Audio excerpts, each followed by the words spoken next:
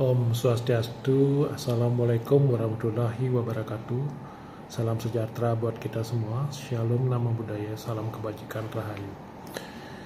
Bapak Ibu yang saya hormati, Astungkara, atas Warurugraha Ida Sang Hyang Widiwasa. Hari ini kita bisa melaksanakan kombel yang kedua ya.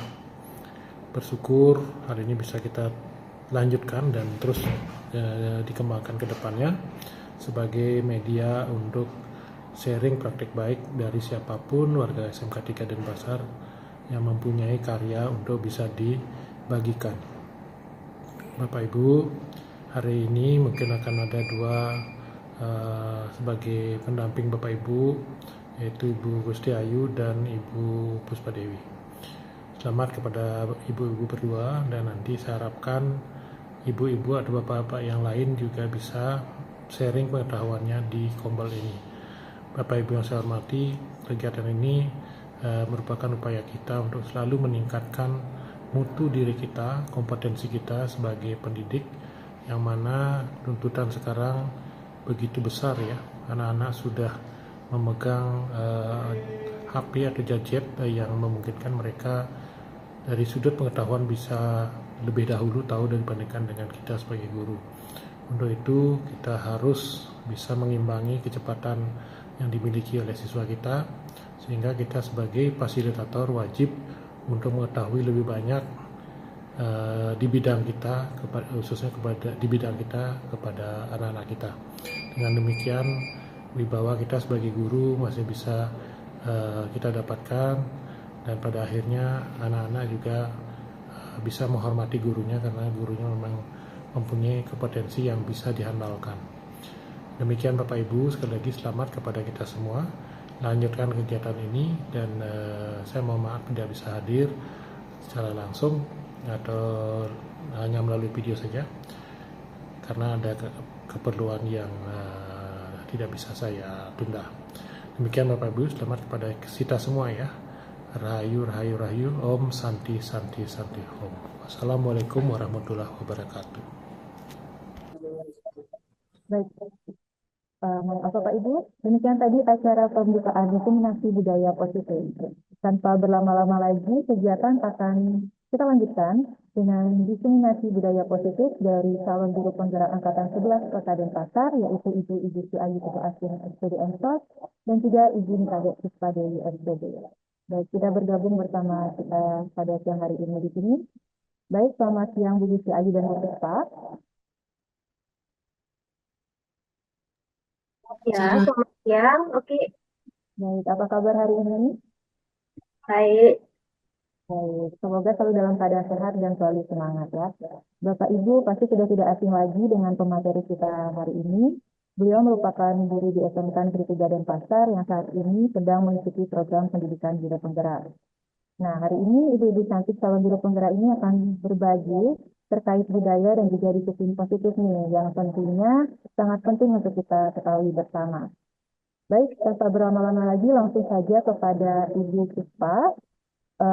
Waktu saya persilakan kepada Ibu Puspa untuk menyampaikan materi tentang 5 posisi kontrol dan juga segitiga restitusi. Kepada Ibu Puspa, kami persilakan. Oke, terima kasih. Oke, luar biasa kali moderator kita hari ini. Berikan tepuk tangan dulu untuk Oki Diantari sebagai moderator.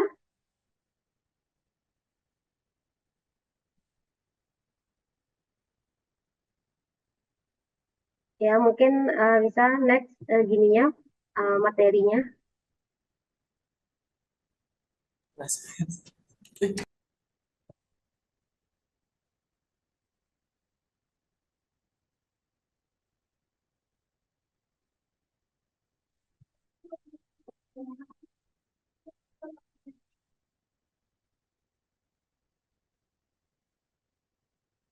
Ya, selamat siang Bapak Ibu semuanya. Perkenalkan nama saya nih Kadek Puspa Dewi. Saya salah satu calon guru penggerak angkatan 11. Nah, sebelum saya mulai memaparkan materi yang akan saya sampaikan hari ini, saya mau berpantun sebentar. Tolong bantu bilang cakepnya ya. Hari Lebaran beli ketupat. Cakep. Belinya di Cakep. Pak Arif. Cakep.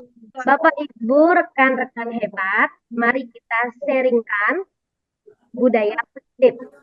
Yeay. Cakep. Cakep. Nah, selanjutnya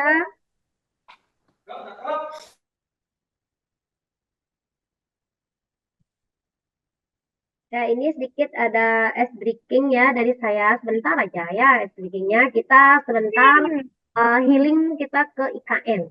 Ya, ke IKN. Nah, aturan mainnya. Yang pertama, kita guru akan diajak healing ke IKN dengan syarat. Guru harus membawa sesuatu untuk bisa diajak healing. Kepala sekolah akan mengizinkan atau menolak guru berdasarkan sesuatu yang dibawa. Jika sesuatu yang dibawa tepat, maka guru diizinkan ikut. Jika tidak, akan tidak diberikan ikut dan akan memberikan kesempatan sebanyak 5 kali untuk mencoba. Guru harus menyebutkan nama terlebih dahulu, kemudian menyebutkan barang yang akan dibawa. Contohnya, sebutkan nama. Contohnya ya, saya Puspa. Saya mau ikut ke IKN sambil membawa pisang goreng. Ya. Nah, sekarang coba saya tunjuk mungkin Bu Ribit. Nah, Bu Ribit mau ke IKN ingin membawa apa Bu Ribit? Sebutkan nama. Saya Ribit. Nah, kesini saya contohnya sudah. Saya Puspa. Saya mau ikut ke IKN sambil membawa pisang goreng. Nah, sekarang Bu Ribit mau membawa apa ke IKN?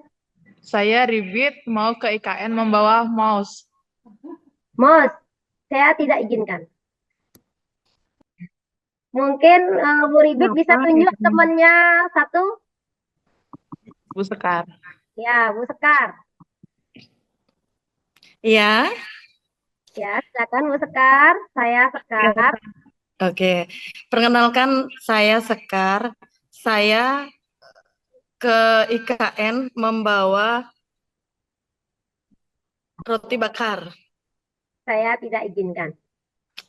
Ya, mungkin Sekar bisa tunjuk temannya siapa? Boleh? Bu Firly. Ya, Bu Firly.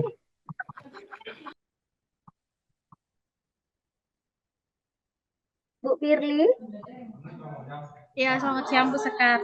Bu Puspa. ya. Saya ke IKN. Saya sebutkan nama dulu. Sebutkan nama. Oke. Ya, saya Firly. Oke, perkenalkan nama saya Firly Permatasari. Saya akan ke IKN membawa ikan bakar. Saya tidak izinkan. Berarti belum ada yang benar ini. Lagi satu, Bu Firly bisa sebutkan temannya.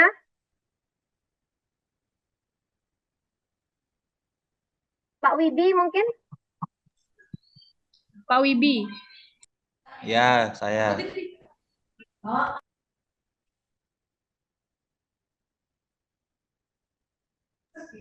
Saya Wibi jika ke IKN akan membawa payung. Yung, saya tidak izinkan. Berarti semua nggak ada yang benar ya. Karena kita waktu ya, ini lihat contohnya ya. Saya Puspa, saya mau ikut ke IKN sambil membawa pisang goreng. Berarti sebutkan nama yang depannya sesuai dengan namanya Bapak Ibu. Ya, misalnya Sekar. Saya Sekar, saya mau ikut ke IKN sambil membawa sendok. Huruf depannya kan S. Ya, seperti itu ya Bapak Ibu. Mungkin itu sekilas saja. Ya, sekarang kita lanjut ke materi kita. Nah, sebelum saya menyampaikan tentang materi yang akan saya sampaikan, saya akan memaparkan sedikit dulu mengenai filosofi Ki Hajar Dewantara.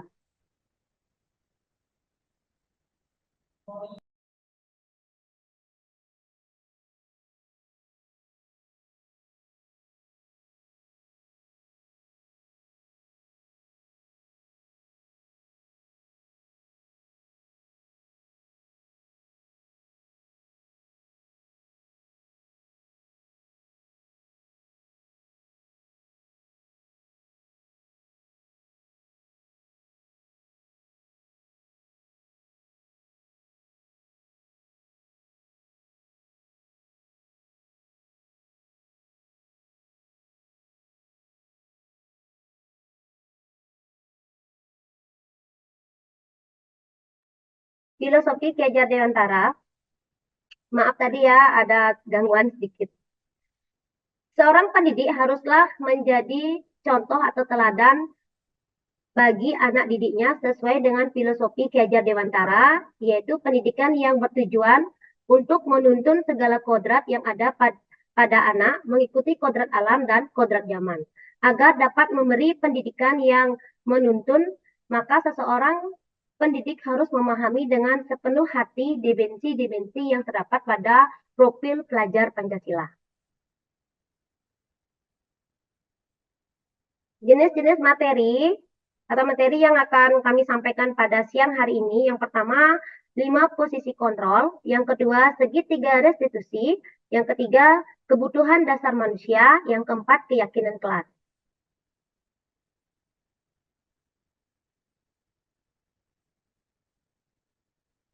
Tujuan pembelajaran hari ini, guru dapat melakukan refleksi atas praktik disiplin yang dijalankan selama ini dan dampaknya untuk murid-murid. Guru dapat menerapkan disiplin restitusi di posisi manajer, minimal pemantau agar dapat menghasilkan murid yang bertanggung jawab, mandiri, dan merdeka.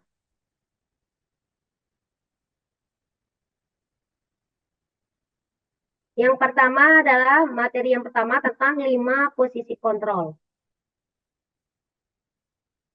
5 posisi kontrol seorang guru. Yang pertama ada penghukum, yang kedua pembuat rasa bersalah, yang ketiga sebagai teman, yang keempat sebagai pemantau, yang kelima sebagai manajer. Yang pertama posisi penghukum. Ciri-cirinya menghardik, menunjuk-nunjuk, berkaca pinggang, membentak, hukuman verbal atau fisik. Dan Pak posisi penghukum, murid jadi pendendam, tidak menyukai guru atau pelajaran yang diampu. Yang kedua, pembuat rasa bersalah. Ciri-cirinya, suara cenderung melembut, tenang, namun kata-katanya menyalahkan murid.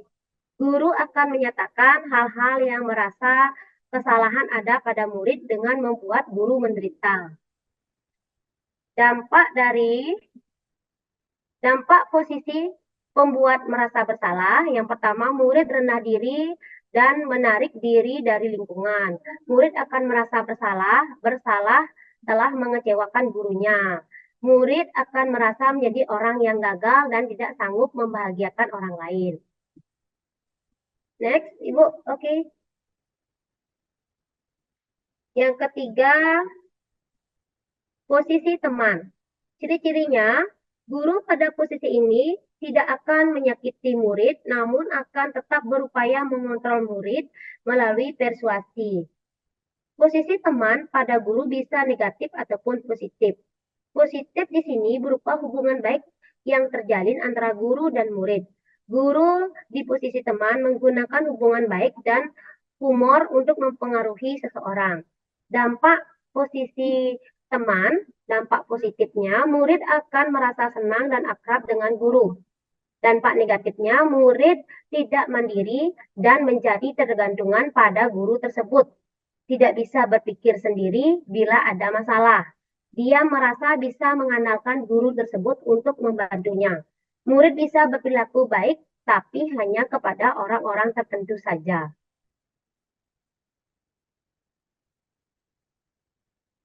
Posisi pemantau. Ciri-cirinya, seseorang pemantau akan bersuara datar, tidak emosional, tidak bersenda gurau, atau menggunakan suara tinggi. Tercipta identitas positif atau berhasil. Posisi pemantau mengandalkan perhitungan atau data untuk mengontrol murid, mengarahkan murid berdasarkan peraturan atau konsekuensi. Dampak posisi pemantau, murid memahami konsekuensi yang harus dijalankan karena telah melanggar salah satu peraturan sekolah.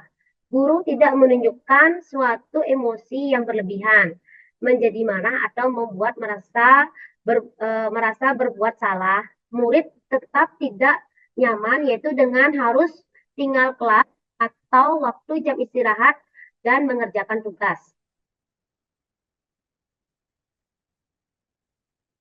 Yang terakhir, posisi manajer. Ciri-cirinya, posisi manajer adalah posisi di mana guru berbuat sesuatu bersama dengan murid, mempersilahkan murid mempertanggungjawabkan perilakunya, mendukung murid agar dapat menemukan solusi atau permasalahan sendiri. Suara manajer netral, tidak emosional, tidak terlalu marah, dan tidak bernada tinggi. Dampak posisi manajer, murid mandiri, murid percaya diri, dan dapat memecahkan masalah-masalahnya sendiri. Murid dapat belajar dari kesalahan dan mencari sebuah solusi untuk menyelesaikannya. Nah, setelah 5 posisi kontrol yang saya paparkan tadi, mungkin satu orang bisa raise hand, posisi kontrol mana yang paling ideal antara kelimanya, dan posisi kontrol mana yang Bapak Ibu sudah terapkan. Ya, mungkin satu orang aja.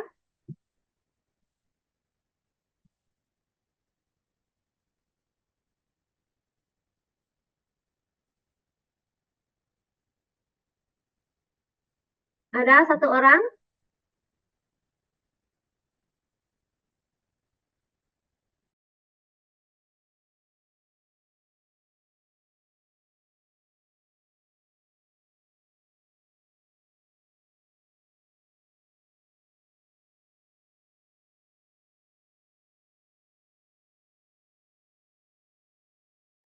Mungkin satu orang raise hand.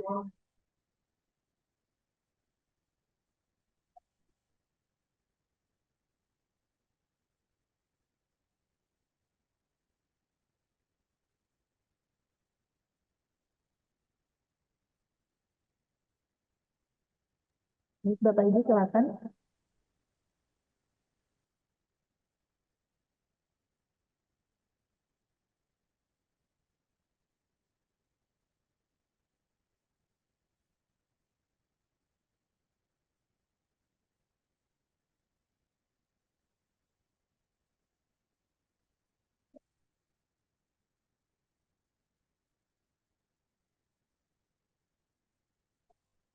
Mungkin siapa bisa? Pak Rayana?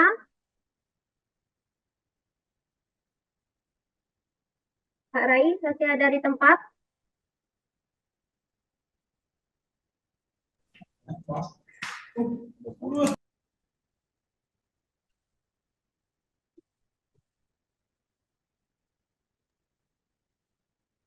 Baik, Pak Rai, mungkin silakan Pak Rai.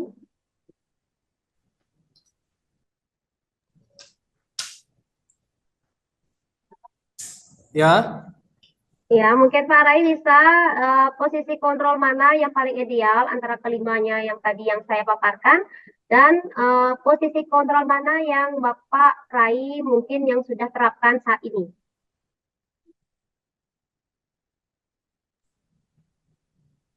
slide-nya bisa ke yang tadi nggak?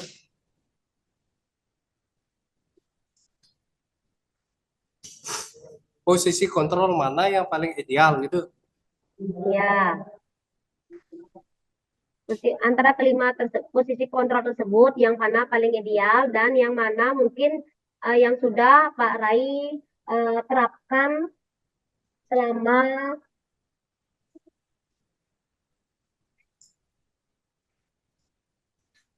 nah ini ada 5. Mungkin yang mana pernah Pak Rai terapkan mungkin? Baik, terima kasih atas waktunya Bu Puspa. Mungkin sebagian besar kita sebagai guru rasanya kelimanya pernah kita terapkan Bapak Ibu. Nah, sehingga bagi seorang guru, kalau menurut Tiang, penghukum itu sekarang kan dilarang ya untuk hukuman yang bersifat fisik. Nah, sehingga yang efektif menurut saya adalah yang jadikan teman, kemudian sebagai pemantau, kemudian sebagai manajer. Itu mungkin kalau menurut Tiang. Ya, benar sekali Pak Rai. Kita harus menghindari, terutama kita hindarkan sebagai penghukum dan sebagai berbuat rasa bersalah. Kita posisikan diri kita sebagai teman, pemantau, dan manajer. Dan kalau bisa kita berada di posisi manajer. Ya, terima kasih Pak Rai. Iya, sama-sama. Nah, seperti yang tadi Pak Rai sampaikan, posisi manajer adalah posisi ideal yang sebaiknya dituju oleh setiap pendidik. Di posisi manajer, guru dapat menerapkan disiplin positif yang berpihak pada murid yang memerdekakan murid. Perjalanan seorang pendidik tentulah tidak mudah untuk sampai pada posisi manajer. Namun tujuan seorang guru yaitu menciptakan murid-murid yang mandiri, merdeka, dan bertanggung jawab.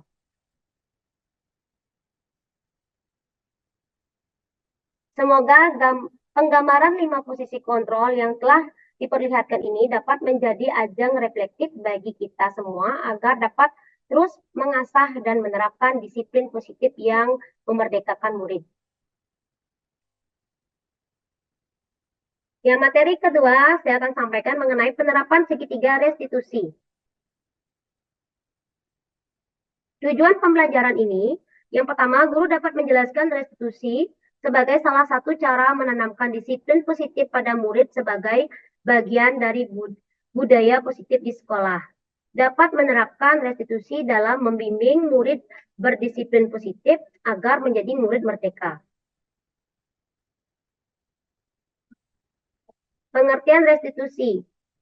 Restitusi adalah proses menciptakan kondisi bagi murid untuk memperbaiki kesalahan mereka sehingga mereka bisa kembali pada kelompok mereka sesuai dengan karakter. Restitusi merupakan proses kolaboratif yang mengajarkan murid untuk mencari solusi untuk masalah mereka dan membantu murid berpikir tentang orang seperti apa mereka inginkan dan bagaimana mereka harus memperlakukan orang lain. Restitusi bukan untuk menebus kesalahan. Restitusi adalah sebuah tawaran dan bukan paksaan. Restitusi fokus pada solusi dan dapat mengembalikan murid pada kelompoknya. Ada 9 ciri-ciri restitusi. Yang pertama, bukan untuk menebus kesalahan, namun untuk belajar dari kesalahan. Yang kedua, memperbaiki hubungan. Yang ketiga, tawaran bukan paksaan. Yang keempat, restitusi menuntun untuk melihat ke dalam diri. Yang kelima, restitusi mencari kebutuhan dasar yang mendasari tindakan. Yang keenam, restitusi diri adalah cara yang paling baik. Yang ketujuh, restitusi fokus pada karakter bukan tindakan. Yang kedelapan, restitusi fokus pada solusi. Yang sembilan, restitusi mengembalikan murid yang berbuat salah pada kelompoknya. Nah, ini bentuk segitiga restitusi yang tadi saya sampaikan. Yang pertama sini adalah menstabilkan identitas. Setelah itu kita melakukan validasi tindakan yang salah. Yang ketiga, menanyakan keyakinan.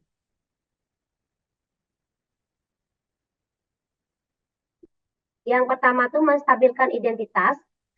Bagian dasar dari segitiga bertujuan untuk mengubah identitas anak dari yang gagal karena melakukan kesalahan menjadi orang yang sukses. Nah, misalkan ini berbuat salah itu tidak apa-apa. Nah, ini kalimat-kalimat yang menstabilkan identitas ya. Berbuat salah itu tidak apa-apa. Tidak ada manusia yang sempurna. Saya juga pernah melakukan kesalahan seperti itu. Nah, ini bahasa-bahasa atau kalimat yang kita gunakan pada penerapan segitiga restitusi. Selanjutnya, yang kedua kita akan melakukan validasi tindakan yang salah. Setiap tindakan kita dilakukan dengan suatu tujuan, yaitu memenuhi kebutuhan. Kalau kita memahami kebutuhan dasar, apa yang mendasari sebuah tindakan, kita akan bisa menemukan cara-cara paling efektif untuk memenuhi kebutuhan tersebut. Misalnya, kalimat-kalimat yang kita gunakan dalam validasi tindakan yang salah adalah, padahal kamu bisa melakukan yang lebih buruk dari ini ya. Kamu pasti punya alasan mengapa melakukan hal itu. Kamu patut bangga pada dirimu sendiri karena kamu telah melindungi sesuatu yang penting buatmu. Nah, itu seperti ini kata-kata yang kita gunakan pada saat validasi tindakan yang salah. Selanjutnya, yang ketiga, menanyakan keyakinan. Teori kontrol menyatakan bahwa kita pada dasarnya termotivasi secara internal. Ketika identitas sukses telah tercapai langkah 1 dan langkah 2, maka anak akan siap untuk dihubungkan dengan nilai-nilai yang dia percaya dan berpindah menjadi orang yang dia inginkan. Pertanyaannya atau kalimat yang akan kita tanyakan adalah, apa yang kita percaya sebagai kelas atau keluarga? Apa nilai-nilai umum yang kita telah sepakati, nah dan sebagainya.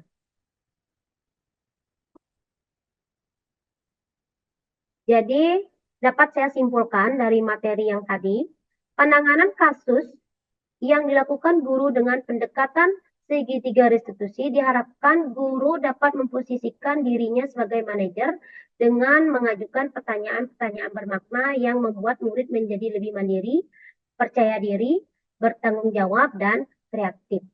Nah, demikian yang dapat saya sampaikan materi pada siang hari ini. Saya kembalikan kepada moderator. Kepada moderator, dipersilakan. Wow, luar biasa sekali ya penyampaian materi dari Bu Puspa terkait dengan 5 posisi kontrol sebagai seorang guru dan juga penerapan segitiga restitusi. Baik, untuk selanjutnya yaitu akan disampaikan oleh Ibu Gusti Ayu, yaitu terkait disiplin, 5 kebutuhan dasar manusia dan juga keyakinan kelas. Untuk itu kepada Ibu Gusti Ayu kami persilakan.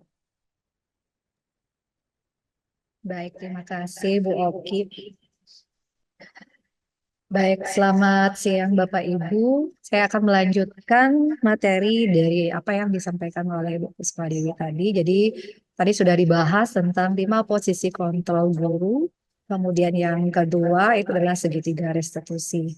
Jadi mungkin Bapak Ibu setelah mendengar pemaparan dari Bu Puspa Dewi tadi, mungkin Bapak Ibu bisa merefleksi diri pada saat ini kira-kira posisi kontrol mana kita selama ini. Nah, jadi saya mempelajari dengan 5 posisi kontrol, merasa tercambuk gitu. Selama ini saya menjadi guru itu dari segi pemantau atau teman. Ternyata di sana ada dampak yang negatif. Bagaimana kita diharapkan sebagai guru sekarang menjadi di posisi manajer. Tentunya di saat siswa mengalami permasalahan atau melakukan kesalahan, kita sebaiknya menggali terlebih dahulu, melakukan dialog sehingga kita bisa memberikan solusi untuk mengarah ke lebih baik lagi. Nah, untuk itu mari bersama-sama Bapak Ibu kita perbaiki lagi untuk perubahan yang lebih baik. Baik, untuk selanjutnya, jadi untuk disiplin tentunya budaya positif salah satu yang kita sering dengar adalah disiplin. Apa tujuan dari disiplin itu sendiri? Nah, mungkin dari Bapak Ki Hajar Dewantara menyatakan bahwa untuk mencapai kemerdekaan dalam konteks pendidikan, kita menciptakan murid yang merdeka. Salah satu syaratnya yang paling utama itu adalah disiplin tentunya, disiplin yang kuat. Nah, disiplin yang dimaksud di sini itu disiplin yang muncul dari diri. Terkadang ada disiplin yang muncul dari eksternal, dari dorongan luar. Nah, untuk itu kita akan mempelajari yang pertama, bagaimana cara positif meminta murid melakukan sesuatu tanpa memaksa. Terkadang kita tanpa kita sadari, kita sering memaksa siswa untuk mau mengikuti aturan-aturan yang ada. Nah, jadi di sini ada 3. Yang pertama, bagaimana kita mengajak, mendorong murid untuk melakukan kegiatan yang membuat mereka senang. Bukan berarti membuat mereka senang itu suka-suka hati, seperti itu Bapak Ibu ya. Tetapi bagaimana kita membuat kondisi yang nyaman sehingga murid mau terdorong untuk melakukan kegiatan-kegiatan yang positif. Kemudian yang kedua, membantu murid untuk menemukan inspirasinya. Nah, tentunya peran guru itu sangat penting sekali. Kenapa? Kita sebagai guru itu harus menjadi contoh, teladan, sehingga bisa menginspirasi murid. Itu yang diharapkan. Kemudian yang ketiga, membuka ruang dialog dengan murid. Nah, terkadang kita sebagai guru, kalau di saat siswa datang terlambat, kita sudah buru-buru mengejak bahwa mereka adalah anak yang malas. Nah, ini perlu kita gali, kita lakukan dialog. Kenapa? Kenapa? Mengapa? Nah, seperti bagaimana caranya menemukan solusinya sehingga mereka bisa menemukan solusi untuk permasalahan yang dia hadapi. Nah, ini termasuk pertanyaan-pertanyaan bagaimana cara menstimulus motivasi dari internal. Artinya motivasi dari diri sendiri yang muncul. Nah, ini ada beberapa pertanyaan. Ada apa nilai yang kamu yakini di keluargamu? Kemudian nilai baik apa yang kamu percayai? Apa respon dari luar jika kamu berperilaku sesuai dengan nilai-nilai yang kamu percayai? Kemudian apabila kamu melakukan sesuatu karena nilai-nilai yang kamu yakini akan membuatmu merasa puas, nyaman, dan senang, apa yang membuatmu melakukan hal tersebut? Nah, jadi ini pertanyaan-pertanyaan untuk menstimulus motivasi yang keluar dari mereka. Nah, kemudian Dan Goss dalam bukunya Restructuring School Discipline, jadi menyatakan ada 3 motivasi perilaku manusia. Nah, mungkin Bapak Ibu pernah mendengar, jadi yang pertama untuk menghindari hukuman. Mungkin salah satu siswa kita banyak yang mengikuti peraturan karena takut dihukum, seperti itu ya. Nah, ini merupakan motivasi yang paling terendah.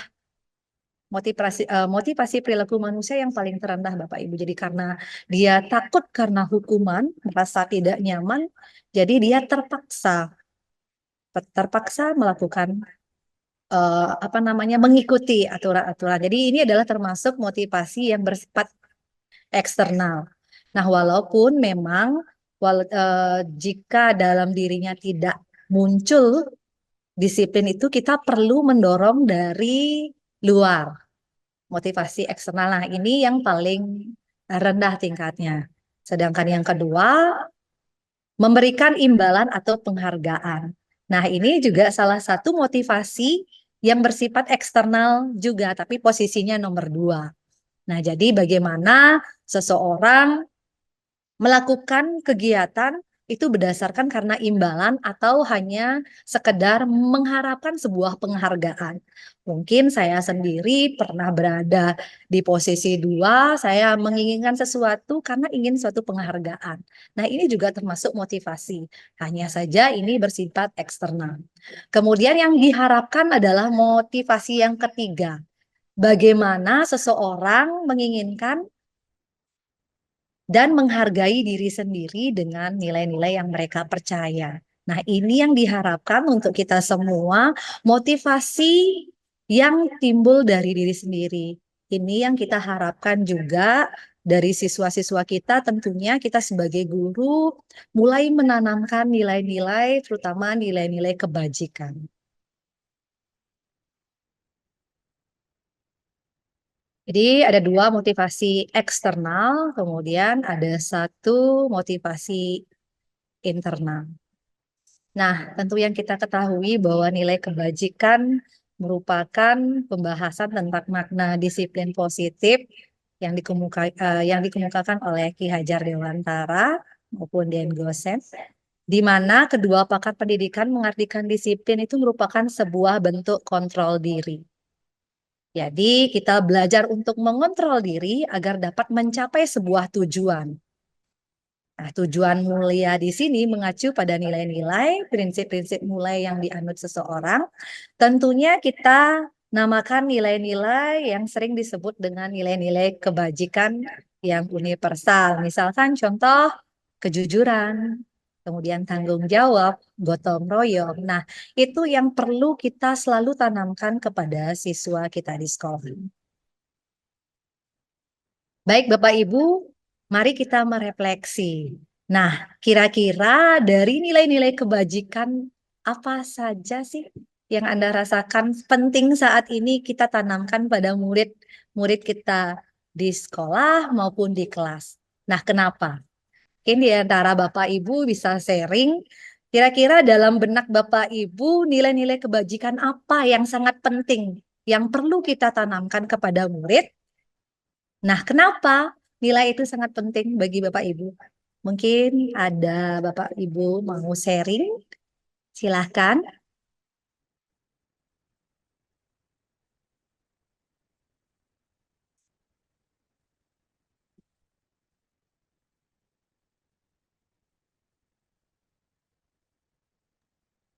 Bapak Ibu yang ingin sharing, silakan nilai-nilai kebajikan apa yang Anda rasakan penting saat ini untuk ditanamkan pada murid-murid di kelas atau di sekolah dan mengapa? Iya, benar. Jadi jangan takut salah ya Bapak Ibu. Jadi mungkin Bapak Ibu punya pendapat kira-kira nilai kebajikan apa yang akan ditanamkan pada murid di sekolah atau sudah berproses menanamkan nilai-nilai kebajikan yang ditanamkan kepada murid-murid. Silakan raise hand Bapak Ibu. Kita di sini berbagi. Saya di sini tidak menggurui, hanya saja berbagi apa yang saya pelajari, apa yang saya dapat hari ini saya berbagi bersama Bapak Ibu. Saya yakin Bapak Ibu jauh lebih memahami materi-materi ini. Nah, disinilah kita berdiskusi, sharing. Dari sharing Bapak Ibu, saya tentunya akan selalu banyak belajar. Ada Bapak Ibu? Apakah tidak ada tombol raise hand sehingga tidak terlihat?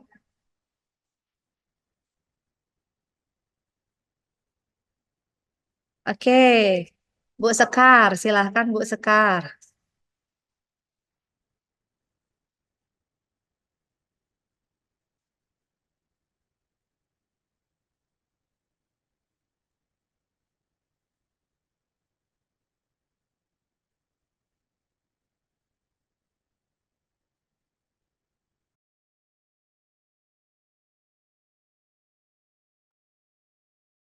Baik, Bu Ustaz, kami persilakan. Masihkah ada? Bu Oke, Sri Bu Sri Wiastuti. Wiastuti, raise hand baru kelihatan itu ya. Silahkan, Ibu Sri. Terima kasih Bu atas kesempatannya. Mungkin bisa kita lakukan dengan cara saling menghargai satu dengan yang lainnya. Oke, benar sekali Bu Sri ya. Salah satu nilai kebajikan saling menghargai satu sama lain. Jadi ini perlu kita tanamkan dari awal. Ini udah sering kita lakukan malahan bagaimana saling menghargai berbeda agama, berbeda suku seperti itu ya Bu Sri ya. Ini salah satu nilai-nilai yang memang perlu kita tanamkan. Nah, kenapa saling menghargai Bu Sri? Kenapa Bu Sri memilih saling menghargai itu sangat penting saat ini? Kenapa menghargai diri sendiri? Karena dari dari dalam diri. Ya. Kenapa bisa diulang, Ibu? Nah, artinya kenapa saling menghargai itu sangat penting saat ini bagi Bu Sri menanamkan nilai-nilai tersebut. Ya. Saling menghargai itu sangat penting sehingga apa yang menjadi tujuan misalnya dalam suatu praktek di mapel khususnya di mapel kuliner ya, jika saling menghargai tentunya proses pembelajaran itu bisa berlangsung dengan baik sesuai dengan tujuannya. Salah satu contohnya adalah menghargai hasil karya yang dihasilkan oleh siswa-siswi tanpa harus menjatuhkan atau memberikan asumsi-asumsi yang negatif kepada siswa. Baik, terima kasih Bu Sri. Benar sekali Bu Sri, bagaimana kita memberikan apresiasi terhadap siswa sehingga motivasi dalam diri siswa, kepercayaan diri kepada siswa itu muncul. Daripada kita harus menjudge seperti itu ya, terkadang kan teman-temannya suka menjelekkan satu sama lain. Nah, ini sangat penting sekali bagaimana anak-anak itu saling menghargai dalam pembuatan proyek seperti yang dicontohkan oleh Bu Sri. Terima kasih Bu Sri. Oke, sudah ada raise hand, Bu Ribit, silahkan.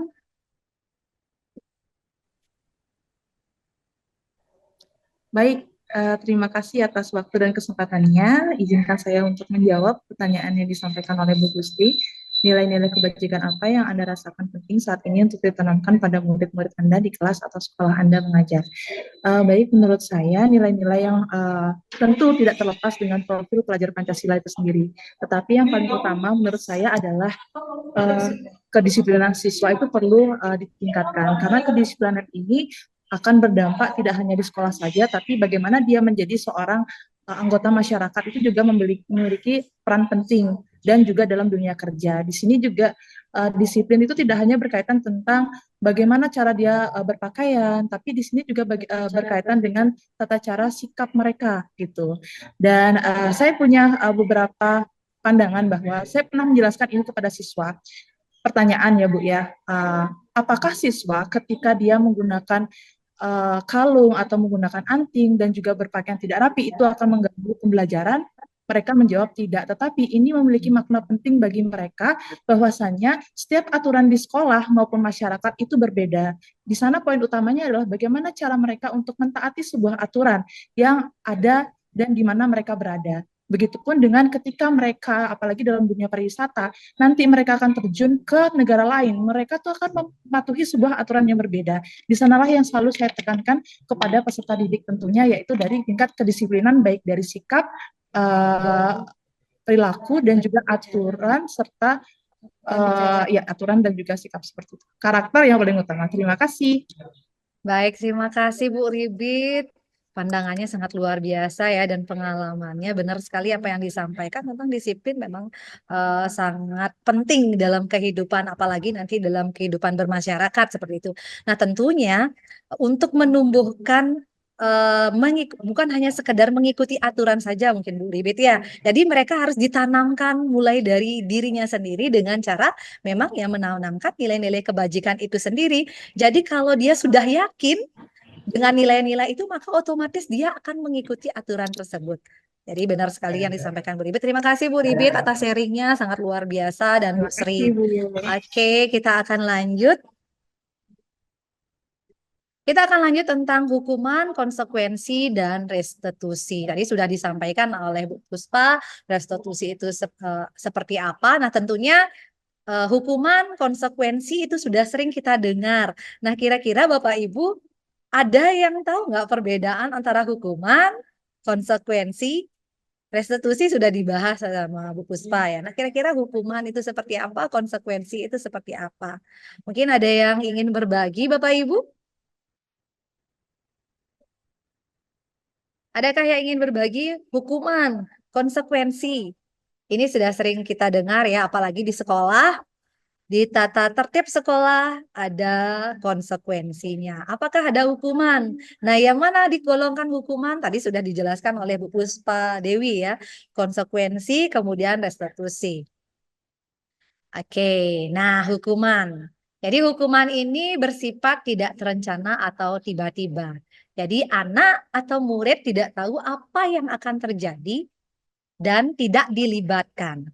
Hukuman bersifat satu arah dari pihak guru yang memberikan, murid hanya menerima suatu hukuman tanpa melalui suatu kesepakatan.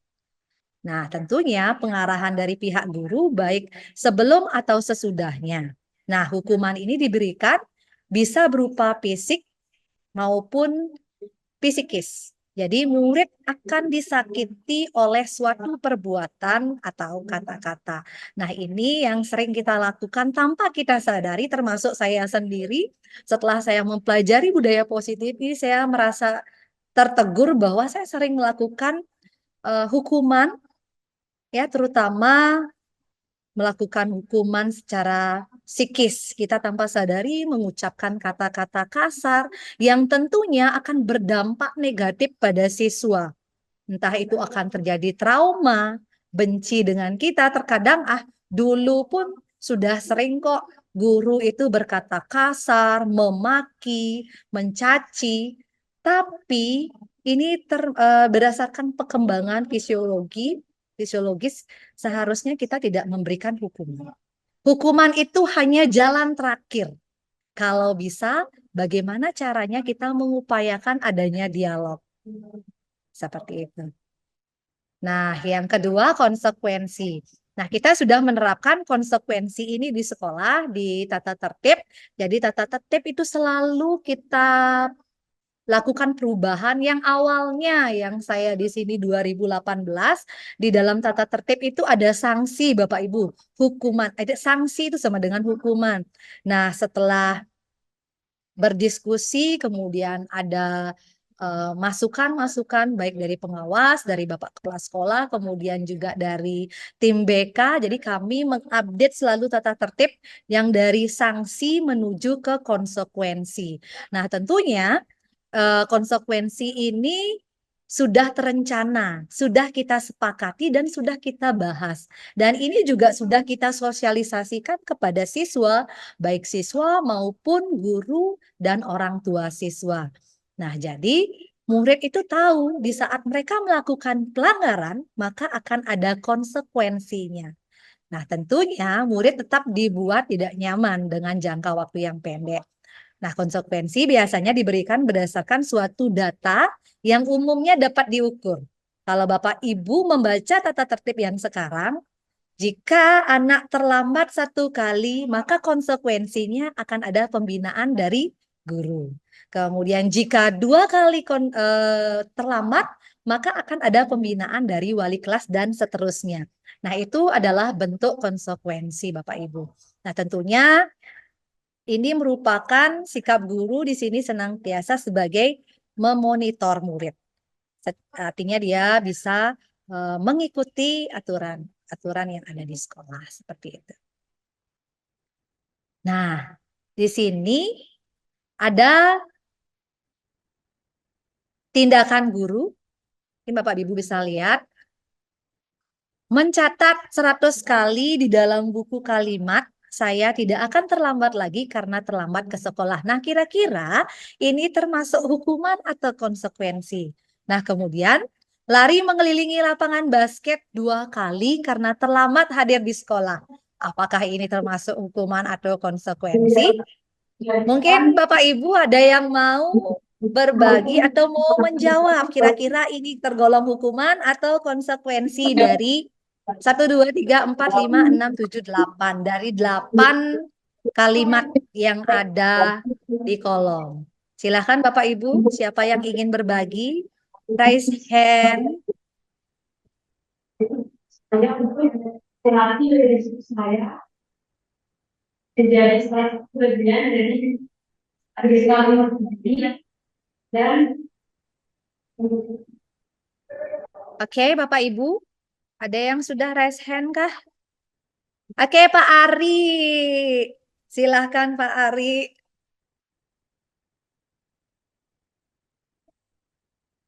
Masih di mute tuh Pak Ari. Silahkan dibuka dulu. Masih di mute. Dulu.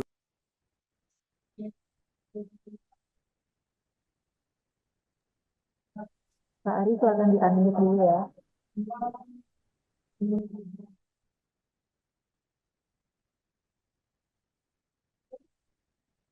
Masih bisu Pak Ari.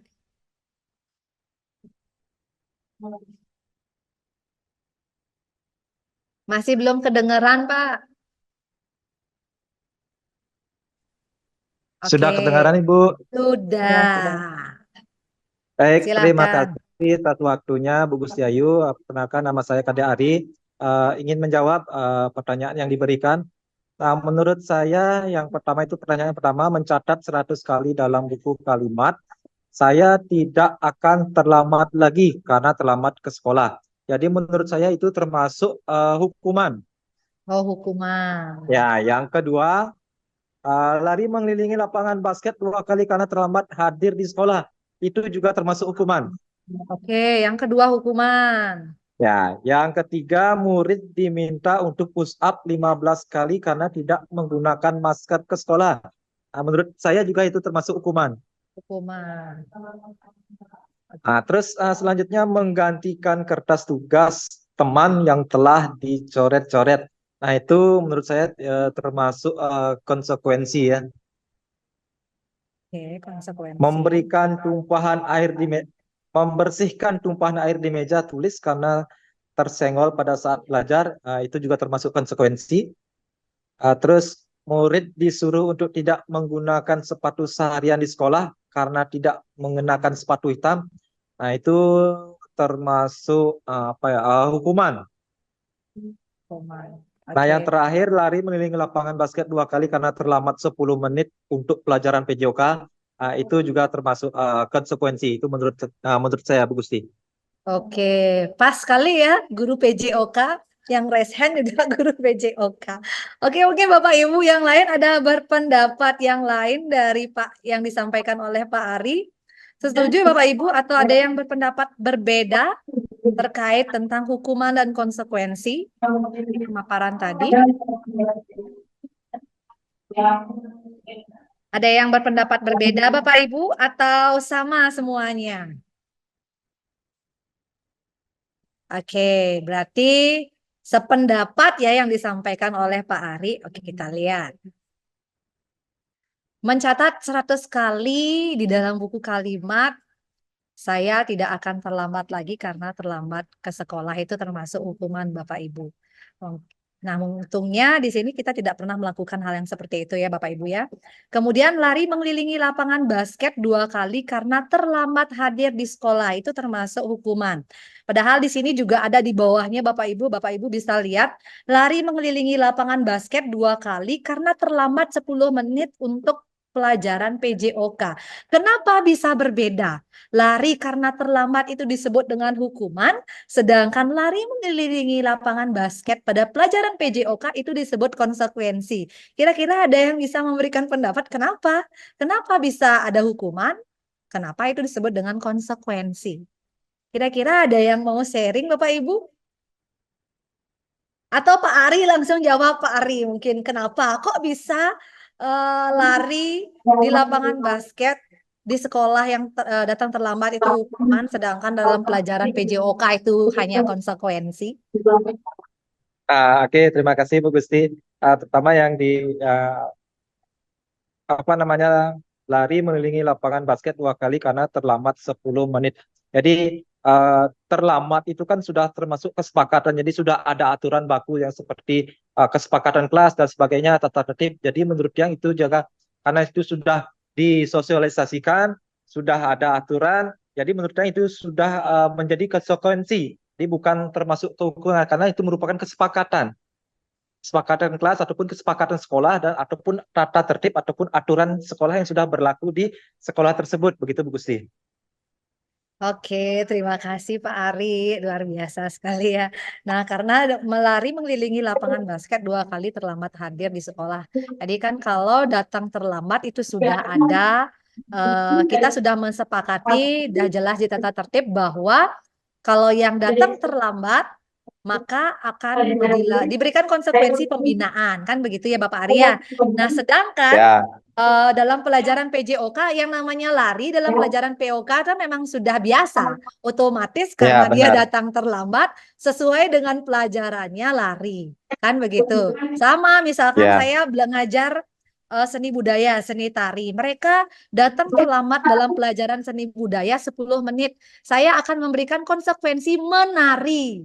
Maka itu disebut dengan konsekuensi, kecuali datang ke pembelajaran saya terlambat 10 menit, saya suruh dia lari lapangan. Itu adalah hukuman, tidak sesuai dengan apa yang saya ajarkan dengan konsekuensi atau tindak lanjut bagi siswa yang melakukan pelanggaran. Seperti itu contohnya. Terima kasih Pak Ari. Baik, restitusi. Nah, restitusi ini tadi sudah dijelaskan oleh Bu Puspa ya. Jadi proses bagaimana menciptakan kondisi bagi murid untuk memperbaiki kesalahan mereka. Nah, kita diharapkan bisa menjalankan restitusi ini. Kenapa? Tentunya setiap siswa pasti pernah melakukan kesalahan. Tentunya kita harus gali lagi dengan menggunakan dialog untuk mencari solusi, menemukan permasalahan sehingga mereka belajar dari kesalahan, bukan lari dari kesalahan seperti itu. Baik, 9 ciri restitusi tadi sudah disampaikan oleh Ibu Puspa, saya tidak akan membahas lagi. Nah, di sini ada perbedaan hukuman, konsekuensi, dan restitusi. Nah, jadi hukuman itu sesuatu yang menyakitkan, harus terjadi. Tentunya di saat siswa diberikan hukuman, itu efek jerahnya hanya jangka pendek, Bapak Ibu. Misalkan kita bentak dia hanya hari ini saja, dia diam sebentar, entah 5 menit, 1 jam lagi dia akan kembali berulah seperti itu. Nah, kita diharapkan bagaimana menerapkan identitas keberhasilan dengan menerapkan disiplin dengan cara konsekuensi maupun restitusi. Nah, sekarang bagaimana kebutuhan dasar manusia? Tentunya ada 5 kebutuhan dasar manusia. Jadi yang pertama itu adalah bertahan hidup.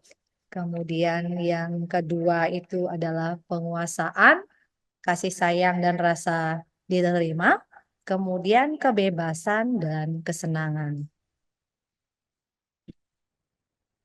Jadi seluruh tindakan manusia memiliki tujuan tertentu. Semua yang kita lakukan adalah usaha terbaik kita untuk mendapatkan apa yang kita inginkan. Nah, ketika kita mendapatkan apa yang kita inginkan, sebetulnya saat itu kita sedang memenuhi 1 atau lebih dari 1 kebutuhan dasar kita. Nah, ketika seorang murid melakukan suatu perbuatan yang bertentangan dengan nilai-nilai kebajikan atau melanggar peraturan, hal itu sebenarnya dikarenakan mereka gagal memenuhi kebutuhan dasar mereka sendiri. Makanya kita perlu tahu 5 kebutuhan dasar manusia itu apa saja. Jadi yang pertama, kebutuhan bertahan hidup. Jadi di sini sifatnya fisiologis. Untuk bertahan hidup, misalkan tentang kesehatan, rumah, makanan. Tadi kebutuhan biologis sebagai bagian dari proses reproduksi termasuk kebutuhan untuk tetap bertahan hidup. Tadi komponen fisiologis pada kebutuhan ini meliputi kebutuhan akan perasaan aman. Kemudian ada kebutuhan kasih sayang dan rasa diterima, kebutuhan untuk diterima. Setiap manusia pasti memiliki ingin dikasih sayang, ingin berikan cinta, ingin diterima, entah itu di lingkungan keluarga, di lingkungan masyarakat. Nah, kebutuhan untuk disayangkan ini meliputi akan hubungan koneksi sosial. Jadi kebutuhan untuk memberikan, menerima kasih, dan kebutuhan untuk merasa menjadi bagian dari kelompok. Nah, kebutuhan ini juga meliputi keinginan untuk tetap terhubung dengan orang lain seperti teman, keluarga, pasangan hidup, dan lain-lain. Kemudian yang ketiga, kebutuhan pengakuan atas kemampuan atau penguasaan. Nah, kebutuhan ini meliputi keinginan untuk dianggap berharga, bisa membuat perbedaan, bisa mencapai sesuatu, baik itu kompetensi, ingin diakui, ingin dihormati. Nah, tentunya keinginan untuk meninggalkan pengaruh. Mungkin ingin jadi sebagai pemimpin, memimpin teman. Nah, ini salah satu bentuk dari kebutuhan pengakuan atas kemampuannya. Kemudian kebutuhan akan pilihan atau kebebasan. Nah, kebutuhan untuk bebas tentunya kebutuhan akan kemandirian, kemudian otonomi, memiliki pilihan, dan mampu mengendalikan hidup seseorang. Nah, jadi bagaimana mereka banyak bergerak, kemudian suka mencoba-coba, tidak terlalu terpengaruh oleh orang lain, senang mencoba hal yang baru, itu termasuk kebutuhan kebebasan. Yang terakhir yaitu kebutuhan untuk merasa senang. Saya yakin setiap orang ingin merasa bahagia, senang, begitu juga siswa kita. Jadi kebutuhan untuk mencari kesenangan, bermain, tertawa, bayangkan hidup tanpa kenikmatan apapun betapa menyedihkan Bapak Ibu. Jadi anak-anak maka kenapa mereka lebih senang belajar sambil bermain? Karena mereka kebutuhan yang kelima ini yaitu kebutuhan bersenang-senang. Jadi anak-anak dengan kebutuhan dasar kesenangan yang tinggi biasanya ingin dinikmati apa yang mereka lakukan, kemudian mereka juga bisa berkonsentrasi tinggi saat mengerjakan hal yang disenangi. Makanya kita kalau dalam pembelajaran sering kita lakukan ice breaking, kemudian game sehingga meningkatkan motivasi belajar mereka. Baik, setelah kita mengenal kebutuhan dasar manusia, tentunya kita akan menuju keyakinan kelas. Nah, ini mungkin Bapak Ibu sudah melakukan keyakinan kelas pada saat awal pembelajaran. Nah, di sini saya akan berbagi tentang materi dari keyakinan kelas. Nah, mengapa keyakinan kelas? Mengapa tidak peraturan kelas saja? Nah, tadi kan banyak sudah disampaikan oleh Pak Ari, kita di sekolah tentunya ada aturan, Ribit juga sudah menyampaikan tadi, anak-anak perlu belajar dengan aturan-aturan yang aja karena dari sekolah mereka belajar tentunya nanti bisa mengikuti aturan-aturan yang ada di masyarakat. Nah, kenapa kita harus menerapkan keyakinan kelas? Kenapa tidak peraturan kelas? Kira-kira ada yang bisa sharing atau mau berpendapat Bapak Ibu terkait keyakinan kelas dan atau peraturan kelas? Ada yang mau raise hand lagi?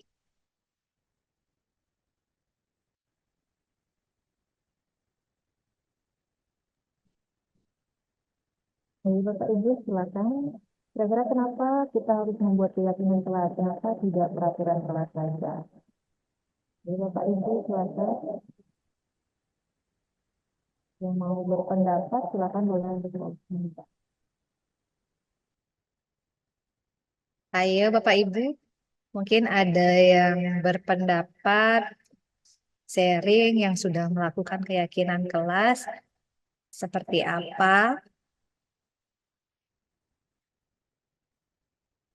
Oke. Nah, mengapa tidak peraturan saja? Mengapa harus keyakinan kelas? Peraturan itu tentu selalu ada Bapak Ibu. Tetapi bagaimana caranya kita menumbuhkan keyakinan, terutama keyakinan kelas. Contoh seperti pertanyaan seperti ini. Mengapa kita memiliki peraturan harus menggunakan helm bila mengendarai kendaraan roda 2? Kira-kira jawaban yang pertama itu apa? Pasti tentang keselamatan. Ya, betul. Kenapa peraturan menggunakan helm pada saat berkendaraan roda 2? Kita sudah memiliki keyakinan bahwa di saat kita berkendara menggunakan sepeda motor harus menggunakan helm karena kita sudah yakin dengan menggunakan helm maka keselamatan kita sendiri bisa terjaga. Seperti itu. Itu sudah muncul dari diri sehingga kita otomatis mengikuti aturan tersebut. Nah, yang kedua, mengapa kita memiliki peraturan 3M? Menggunakan masker, mencuci tangan, dan menjaga jarak 1,5 meter. Nah, ini pada saat COVID tentunya banyak sekali yang sudah terpapar virus. Kita meyakini bahwa pada saat menggunakan masker, kita rajin cuci tangan dan menjaga jarak, maka kesehatan kita akan terjaga. Nah, dari aturan tentunya kita harus meyakini sehingga kita otomatis dalam diri mengikuti aturan yang ada. Kemudian yang ketiga, mengapa kita memiliki peraturan harus datang tepat waktu pada saat mengikuti pelatihan. Nah, tentunya ini disiplin, tanggung jawab, kembali ke sana Bapak Ibu. Jadi kita tentunya harus meyakini. Nah, kalau aturan itu ada konsekuensinya, sedangkan keyakinan itu adalah kesepakatan yang kita sudah sepakati oleh siswa dan menerapkan nilai-nilai keyakinan yang akan bisa muncul dari diri siswa itu sendiri. Nah, nilai-nilai keselamatan, kesehatan ini yang kita sebut sebagai suatu keyakinan Bapak Ibu. Nilai-nilai kebajikan universal yang disepakati secara tersirat maupun tersurat, lepas dari latar belakang suku, negara, bahasa maupun agama. Nah, tentunya tadi sudah disampaikan juga oleh Bu Sri menanamkan nilai-nilai kebajikan seperti bagaimana saling menghargai, kemudian tolong menolong, kejujuran, tanggung jawab, integritas, mandiri. Nah, itu termasuk nilai-nilai kebajikan yang tentunya kita harus tanamkan dalam diri murid kita. Nah, di sini peraturan. Perbedaan antara peraturan yang mana keyakinan kelas. Jadi kalau peraturan selalu kembalikan buku di tempatnya. Nah, itu adalah peraturan Bapak Ibu. Tentunya anak-anak harus meyakini itu merupakan sebuah tanggung jawab. Nah, ini yang disebut dengan nilai-nilai kebajikan. Di saat mereka sudah yakin akan tanggung jawabnya, maka mereka tidak akan lagi diberitahu bahwa buku itu harus selalu di tempatnya. Kemudian membuang sampah pada tempat sampah yang disediakan. Tentunya juga itu merupakan tanggung jawab juga. Atau termasuk kebersihan, kesehatan. Nah, ini yang perlu kita tanamkan kepada siswa kita. Dilarang mengganggu orang lain. Nah, itu peraturan. Dilarang mengganggu orang lain. Dilarang merokok di ruangan ini. Itu berubah peraturan. Tetapi kalau keyakinan, menghormati orang lain. Di saat kita menghormati orang lain, kita tidak akan mengganggu satu sama lain. Nah, seperti dilarang melakukan kekerasan. Nah, ini sudah keyakinannya apa? Keselamatan, menghormati orang lain juga termasuk. Kemudian dilarang menggunakan narkoba. Nah, tentunya keyakinan itulah bagi kesehatan. Kenapa siswa kita membawa rokok, membawa vape? Nah, kita bentuk keyakinan di kelasnya, Bapak Ibu, bahwa itu bagaimana mereka harus menjaga kesehatan mereka. Berarti harus mengikuti aturan. Jadi tidak membawa rokok, vape, dan sebagainya. Kemudian bergantian menunggu giliran. Nah, ini menghormati orang lain atau bersabar. Nah, inilah keyakinan kelas. Perbedaannya dengan peraturan. Jadi peraturan itu tentunya ada konsekuensinya, sedangkan keyakinan kelas itu berdasarkan kesepakatan antara guru dan murid. Nah, Pembentukan keyakinan kelas. Nah, ini adalah bagaimana sih pembentukan keyakinan kelas? Saya yakin Bapak Ibu sudah membentuk keyakinan kelas dalam setiap mata pembelajaran tentunya memiliki keyakinan kelas yang berbeda-beda. Nah, jadi untuk keyakinan kelas ini dibuat dalam bentuk positif Bapak Ibu. Jadi keyakinan kelas hendaknya tidak terlalu banyak sehingga mudah diingat oleh siswa, mudah dipahami oleh seluruh murid yang ada di kelas, kemudian sebaiknya sesuatu yang dapat diterapkan di lingkungan sekolah, di lingkungan kelas tersebut. Jadi, semua warga kelas hendaknya ikut berkontribusi dalam membuat keyakinan kelas lewat kegiatan curah pendapat. Dan keyakinan kelas ini harus ditinjau terus-menerus Bapak Ibu dari waktu ke waktu. Tentunya akan ada perubahan-perubahan. Nah, langkah-langkah dalam pembentukan keyakinan kelas tentunya yang pertama mempersilahkan warga sekolah atau mempersilahkan murid-murid untuk memberikan pendapatnya, kesepakatan apa yang akan mereka sepakati bersama di kelas ini. Nah, kemudian sekretaris mencatat semua masukan-masukan teman atau menulisnya di papan tulis, bisa atau di kertas besar, tergantung bagaimana Bapak Ibu menerapkannya. Nah, kemudian setelah mereka mencatat, mereka menyusun ya pembentukan keyakinan kelas tersebut. Kemudian setelah disusun, maka tentunya dalam penyusunan itu pasti ada kata-kata negatif. Tentunya nanti Bapak Ibu silahkan mengarahkan ke kata-kata positif. Nah, setelah itu menyetujui keyakinan kelas.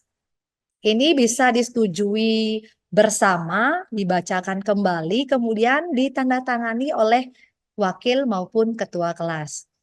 Nah, tentunya keyakinan kelas ini ditinjau ulang secara bersama-sama dan terus-menerus. Nah, kemudian keyakinan kelas ini bisa Bapak Ibu tempel di papan pengumuman bisa di kelas sehingga mereka bisa membaca atau bisa di-share di WA grup kelas anak-anak jadi mereka mengingat. Jadi tentunya masing-masing setiap guru mata pelajaran jelas akan menuliskan berbeda-beda berdasarkan pendapat dari siswa itu sendiri. Nah, jadi saya sudah melakukan prosedur pembentukan keyakinan kelas di salah satu kelas perhotelan. Nah, jadi ini saya ambil bagian dari foto-fotonya. Jadi di sini ada perhotelan B3. Jadi tentunya kita akan memberikan kesempatan kepada siswa untuk memberikan pendapat. Kira-kira keyakinan apa yang ingin mereka yakini di kelas? Pasti ada yang jangan ribut, kemudian jangan membuang sampah sembarangan. Kita catat terlebih dahulu Bapak Ibu. Kemudian dilarang bolos. Nah, itu kan masih menggunakan kata jangan, tidak boleh.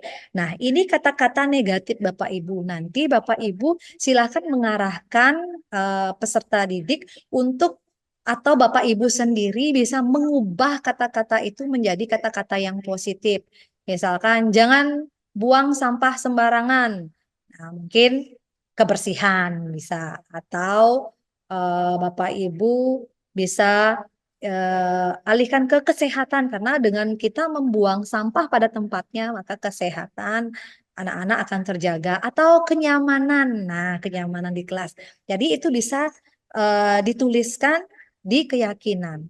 Nah, jadi untuk menuliskan keyakinan tidak terlalu banyak Bapak Ibu bisa dituliskan 3 sampai 7 keyakinan. Tentunya ini mereka harus sepakati bersama-sama. Kemudian mereka harus selalu gaungkan setiap kita mengajar, kita selalu mengingatkan keyakinan kelas yang mereka sudah sepakati. Nah, di sini ada ditandatangani oleh perangkat kelas. Kemudian mereka bacakan dan mereka tunjukkan kepada teman-temannya. Nah, mungkin di sini keyakinan kelas yang saya buat bersama anak-anak tidak ditempelkan di depan mungkin biar tidak terlalu banyak, tapi saya sarankan kepada anak-anak untuk mengetik melalui Canva. Nanti anak-anak bisa bisa menaruh di map bersama dengan piket, jadi bisa dilihat kembali pada saat saya mengajar, saya mengingatkan kembali keyakinan-keyakinan mereka yang sudah mereka sepakati. Nah, tentunya mungkin Bapak Ibu bisa menerapkan keyakinan kelas ini untuk di setiap pembelajaran. Ini sangat penting sekali bagi mereka bagaimana kita menanamkan nilai-nilai kebajikan sehingga itu akan tumbuh dari diri mereka. Oke, Bapak Ibu, ternyata sudah habis slide-nya ya Bapak Ibu. Mungkin sebelum kita tutup sesinya, ada yang mau sharing sudah melakukan keyakinan kelas atau sudah menerapkan penerapan disiplin dengan menggunakan segitiga restitusi, bukan hukuman, tapi kita sudah menerapkan restitusi itu sendiri dari pembelajaran yang saya pelajari terkait dari 4 materi ini, yaitu budaya positif. Tadi ada di mana 5 posisi kontrol guru, kemudian segitiga restitusi, 5 kebutuhan dasar manusia, dan keyakinan kelas. Saya banyak belajar Bapak Ibu, walaupun ini butuh proses. Yang awalnya tentunya saya buta ya, yang biasa emosi meledak-ledak di saat siswa melakukan kesalahan, di saat siswa memancing kita untuk marah. Nah, di sini saya belajar bagaimana saya sebagai seorang guru mengontrol diri untuk tidak mengeluarkan kata-kata kasar, mengontrol diri untuk tidak memaki, mengontrol diri untuk tidak menunjuk menghardik siswa. Memang butuh proses, kita butuh selalu belajar. Nah, ini sangat penting sekali, makanya Bapak Ibu silahkan nanti saya akan share materinya. Kita kalau semua guru di SMK Negeri 3 Denpasar ini menerapkan restitusi, menerapkan posisi kontrol guru, kita bisa memahami kebutuhan manusia dari 5 dasar kebutuhan manusia, maka kita akan mulai memahami siswa kita. Kenapa siswa melakukan kesalahan berulang-ulang, berarti penanganannya memang belum maksimal. Nah, tentunya saya di sini menghimbau, mengajak Bapak Ibu semua, mari kita bergerak Bapak Ibu untuk menerapkan disiplin positif ini untuk siswa-siswa kita ke arah yang lebih baik lagi. Kita di sini merefleksi diri, saya tidak pernah menjudge siapa, jadi saya merefleksi diri saya sendiri bahwa selama ini saya menjadi guru masih banyak yang perlu saya pelajari tentang bagaimana menangani siswa. Di saat siswa melakukan kesalahan, bagaimana kita menerapkan segitiga restitusi saya lakukan, ternyata sangat luar biasa dampaknya selain bagi diri kita sendiri, Bapak Ibu, tetapi bagi anak. Kalau mungkin Bapak Ibu mengajar di 10 perhotelan B4, di sana ada perkumpulan anak-anak yang memang sengaja membuat guru marah, terkadang tingkah lakunya arogan, tetapi dengan pendekatan kemudian saya gunakan segitiga restitusi ini, walaupun hasilnya mungkin tidak seperti membalikkan telapak tangan Bapak Ibu, jadi kita butuh proses bertahap. Nah, tidak hanya satu orang, tetapi semua guru yang ada di SMK 3 melakukan hal tersebut. Saya yakin siswa SMK 3 Denpasar akan memiliki soft skill, kemudian memiliki budaya positif yang lebih baik lagi. Oke, itu saja dari saya. Mungkin Bapak Ibu yang lain mau memberikan sharingnya, bisa raise hand satu orang sebelum kita tutup kegiatan kita pada sore hari ini. Wah, banyak sekali ya Bapak Ibu yang sudah kita dapatkan hari ini dari kedua materi kita, yaitu Ibu Deslayu dan juga Ibu Puspa.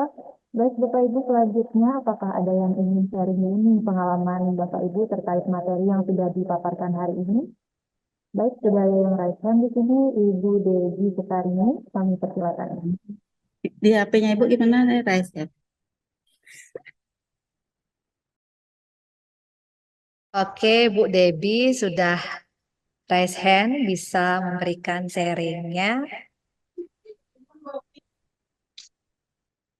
Baik, terima kasih. Banyak sekali hal-hal positif yang saya dapatkan terkait budaya positif, seperti 5 posisi kontrol, nilai-nilai kebajikan universal, terutama pada 5 posisi kontrol, seperti penghukum, pembuat orang merasa bersalah, kemudian teman, pemantau, dan manajer. Di mana dari kelima posisi kontrol ini, posisi manajer yang di mana murid mempertanggungjawabkan perilakunya, sehingga murid akan dapat menemukan solusi atas permasalahannya. Permasalahannya sendiri maksud saya. Jadi murid memiliki kesadaran pada dirinya sendiri, sehingga menjadi lebih mandiri, percaya diri, dan bertanggung jawab. Baik, terima kasih atas perhatiannya. Terima kasih Bu Debbie, luar biasa. Jadi Bu Debbie mungkin merefleksi diri ya, kita sebaiknya memang ada di posisi manajer. Gitu ya Bapak Ibu, walaupun selama ini posisi teman, posisi pemantau itu sewaktu-waktu memang bagus, tetapi alangkah baiknya kita belajar bersama-sama, kita berada di posisi manajer, bagaimana siswa itu belajar dari kesalahannya. Terima kasih Bu Debbie. Ada lagi satu, Bu Yuni, silahkan Bu Yuni sudah raise hand, mungkin Bu Yuni bisa berbagi. Baik, terima kasih Bu Gusti sharingnya dengan Bu Puspa. Ini mungkin sangat bermanfaat sekali buat teman-teman, khususnya buat saya pribadi. Apa namanya? Untuk posisi yang ideal tuh memang manajer ya. Kita mudah-mudahan bisa segera menuju ke sana. Walaupun selama ini kalau saya pribadi itu semua mulai dari marah-marah, apa sebagai teman, apalagi satu itu semua dilakukan gitu. Nah, untuk kesepakatan kelas, sebenarnya di awal sudah mulai tahun lalu kalau nggak salah itu saya sudah terapkan di kelas. Nah, ini begini, kalau tahun lalu itu kita buat kesepakatan, misal nih, ada anak-anak yang terlambat, bagaimana sebaiknya? Anak-anak itu yang memilih mereka pengen lari lapangan, pengen push up, itu bagaimana? Apakah kita sebagai guru bisa menyetujuinya hal seperti itu? Nah, untuk sekarang, misalkan praktek, saya juga ada kesepakatan kelas karena sudah ada SOP-nya di sana. Misalkan saja di laundry, bagaimana penanganan awalnya di laundry. Kalau dia terlambat, misalkan kesepakatan kelasnya adalah membersihkan area. Begitupun anak-anak jam 1-2 itu, yang pertama tidak membawa buku untuk literasi, juga daripada dia mengganggu temannya, oke, yang tidak bawa buku, silahkan bersih-bersih aja. Seperti itu kesepakatan kelasnya. Fenomenanya begini, masih saja setiap pertemuan itu ada aja yang terlambat. Itu hampir setiap hari 5-6 orang itu ada yang terlambat dan orangnya itu-itu saja. Sampai saya sudah gimana ini anak ini sebenarnya kenapa terlambat gitu loh. Akhirnya saya telepon orang tuanya. Orang tuanya tidak apa ya, kurang kontrol lah sama anaknya, tidak dibangunkan lah atau sudah dibangunkan anaknya tidur lagi. Dan ada satu anak yang memang bermasalah di rumahnya. Ini butuh penanganan khusus mungkin. Jadi ya begitu, anak-anak yang suka terlambat, suka yang cari masalah itu kayaknya memang ada masalah khusus gitu loh, ada masalah di keluarga lah saya bilang begitu. Jadi sebagai guru itu bagaimana sih sebaiknya, ada nggak batasan? Misal nih, ini anaknya udah terlambat sekian kali, udah dikasih kesepakatan kelasnya, maunya bersih-bersih, toh tetap aja terlambat, apa sih yang harus kita lakukan? Apakah kita toleransi itu sampai tamat, mulanya dia terlambat aja? Atau enggak dia bolos saja. Bagaimana sebaiknya? Mungkin dari Bapak Ibu guru penggerak atau calon guru penggerak yang sudah dapat ilmunya di-sharing lah kepada kami semua. Jadi kita bisa bersama-sama gitu melaksanakan menuju tahap ke manajer ini begitu. Mohon dibantu Bu Gusti Ayu juga. Baik, terima kasih Bu Yuni. Ini memang permasalahan yang kita sering alami bersama-sama ya Bu Yuni. Dan ini juga salah satu pertanyaan saya kepada fasilitator dan narasumber, bagaimana jika pada saat kita sudah membina siswa, mereka mengulangi kesalahan yang sama, berulang-berulang. Kalau memang penanganan kita yang belum maksimal, jadi penanganan kita yang belum maksimal sehingga dia mengulangi kesalahan yang sama. Atau kemungkinan yang kedua itu timbul dari dirinya sendiri. Ada rasa sakit, ada rasa seperti yang tadi yang saya sampaikan, 5 kebutuhan dasar manusia si anak itu tidak terpenuhi sehingga dia melakukan kesalahan-kesalahan yang sama. Nah, tentunya bukan hanya tanggung jawab kita sebagai guru, tetapi tanggung jawab guru dan orang tua yang paling berperan sangat penting. Bagaimana menerapkan budaya positif ini juga di rumah. Jadi kalau dia di sekolah, kita yang akan membina mereka. Tentunya tidak bisa satu arah. Jadi memang harus bersama-sama. Nah, bagaimana tentang kesepakatan kelas yang Bu Yuni terapkan, disepakati adanya konsekuensi begitu ya Bu Yuni. Jadi perbedaan kalau misalkan SOP yang Bu Yuni buat silahkan diterapkan seperti itu sesuai dengan prosedur yang Bu Yuni sudah terapkan. Nah, perbedaan di keyakinan kelas ini adalah menumbuhkan nilai-nilai kebajikan. Misalkan nih kalau dia praktek di public area, dia terlambat 10 menit, kemudian dia menerima dari pembelajaran Bu Yuni menerima membersihkan public area itu tidak masalah, itu termasuk konsekuensi Bu Yuni. Hanya saja nanti keyakinan kelas yang dimaksud itu berarti dia harus kalau nilai kebajikannya ada tanggung jawab. Nah, yang perlu kita gaungkan itu adalah tanggung jawabnya dia. Berarti karena dia harus menanamkan nilai-nilai tanggung jawab, maka dia harus hadir tepat waktu.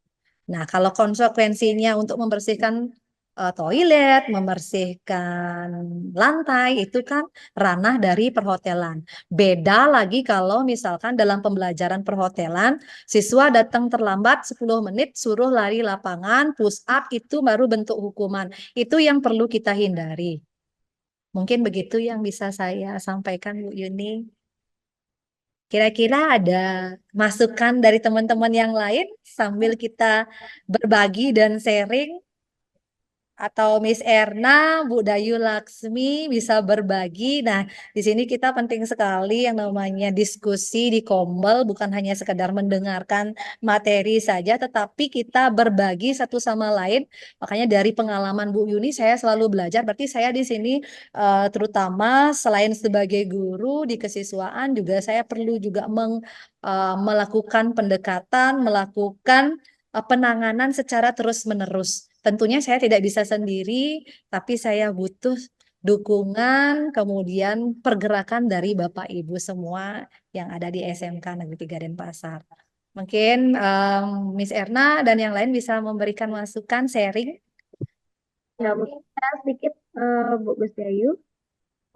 Ya, silakan Bu Puspa. Ya, mungkin dari Bu Yuni, masalahnya tadi siswanya Nika, mungkin kita bisa terapkan dengan restitusi ya, segitiga restitusi. Mungkin kita bisa terapkan, deketin siswa, kita melakukan validasi, setelah itu kita tanyakan bagaimana permasalahan dia sebenarnya, kenapa dia sering tidak membawa buku setiap mata pelajaran pada saat Bu Yuni mengajar. Mungkin juga kita perlu pendekatan ya seperti yang pernah saya lakukan. Kemarin ada di kelas kuliner, kelas 11 kuliner, B1 atau B3 nih, pernah seperti itu, dia tuh pakai tindek dan rok pendek. Nah, dia tuh melakukan juga berulang-ulang, dan saya tegur. Setelah saya selidiki, saya dekati siswa tersebut, saya ajak ke ruangan guru. Ternyata dia melakukan itu karena dia tuh butuh perhatian. Ya, butuh perhatian mungkin karena dia tuh tidak, orang tuanya yang pertama udah meninggal, bapaknya dari kecil dan ibunya nikah lagi. Ya, tinggal sekarang sama kakaknya. Mungkin dia tuh merasa kesal dan kecewa pada dirinya sendiri, makanya dia tuh melampiasnya dengan pakai tindek, kan cewek kan tidak wajar kan pakai anting lebih dari satu, terus dia pakai titik, rok ya pendek, datang terlambat dan sebagainya. Nah itu salah satu mungkin kita deketi dengan menggunakan segitiga restitusi mungkin karena saya sudah terapkan kemarin kepada siswa tersebut dan permasalahannya juga dan solusi yang untuk saya terapkan untuk saya lakukan untuk siswa tersebut bisa teratasi. Itu mungkin yang lain bisa ada penambahan mungkin dari Miss Erna selaku sudah pernah mendapatkan materi ini, Bu Dayu dan Bu Trisna mungkin itu Bu Yuni. Baik, terima kasih Bu Puspa. Segitiga restitusi ini salah satu bentuk bagaimana penanganan permasalahan siswa di luar kita menghukum maupun memberikan konsekuensi. Ini salah satu bentuk Bapak Ibu. Tentunya mungkin Bapak Ibu yang ada di BK, bimbingan konseling juga salah satu bagaimana upaya kita menggali, melakukan dialog sehingga kita bisa menemukan masalah anak-anak dan mereka belajar dari kesalahan yang mereka lakukan. Ya, benar yang disampaikan oleh Bu Puspa. Jadi di setiap siswa itu pasti ada sesuatu yang membuat mereka melakukan hal-hal yang negatif. Nah, ini yang perlu kita gali. Nah, menggalinya dengan cara apa? Dengan cara memberikan pertanyaan-pertanyaan, ya pertanyaan sehingga mengarah ke solusi. Seperti tadi sudah disampaikan, misalnya dia melakukan kesalahan, kita validasi kesalahannya apa. Jadi kita jangan pertama-tama sudah menjudge dia bahwa dia adalah anak yang malas, anak yang bodoh seperti itu. Tapi kita posisikan, oh ibu juga pernah merasakan seperti itu. Kemudian kira-kira dari kesalahan kamu hari ini, upaya apa yang akan kamu lakukan? Nah, berikan dia pertanyaan seperti itu. Jadi jangan kita, oh kamu harus seperti ini, oh kamu harus begini, jangan. Jadi kita berikan dia pertanyaan, apa yang harus kamu lakukan untuk memperbaiki dari kesalahan yang mereka perbuat. Nah itu penanganan menggunakan segitiga restitusi. Salah satunya, mungkin Bapak Ibu guru BK juga pasti banyak punya trik-trik dalam menangani kasus-kasus atau permasalahan-permasalahan siswa. Harusnya nanti di Kombel ini guru-guru BK juga bisa memberikan materi terkait penanganan siswa. Tentunya ini sangat kita perlukan bagi guru yang mengajar. Jadi kita tidak hanya sekedar bahwa guru itu hanya mengajar, Bapak Ibu. Jadi kalau masih ada yang punya pikiran bahwa guru hanya tugasnya mengajar, itu salah besar. Jadi tugas guru selain mengajar itu membina siswa, mengarahkan siswa, menuntun siswa, bagaimana dia menemukan potensi-potensi mereka di saat mereka melakukan kesalahan, kita menuntun mereka ke jalan yang seharusnya seperti itu. Ya, mungkin proses ini sangat berat Bapak Ibu, tetapi tidak salah. Kita mulai dari sekarang belajar. Saya juga masih belajar dan akan terus belajar. Baik, ini ada pertanyaan dari Pak Ilham Hidayat melalui Q&A. Saya mau tanya, bagaimana mengatasi siswa yang sering bolos sekolah? Suksema. Oke, bagaimana katanya mengatasi siswa yang sering bolos? Nah, kembali lagi nanti Pak Ilham, silakan Pak Ilham lakukan keyakinan kelas Pak Ilham di kelas mana Bapak mengajar. Tentunya Bapak juga harus membuat kesepakatan keyakinan kelas seperti apa. Silakan kembali kepada Bapak. Kemudian penanganannya. Nah, kenapa dia bolos?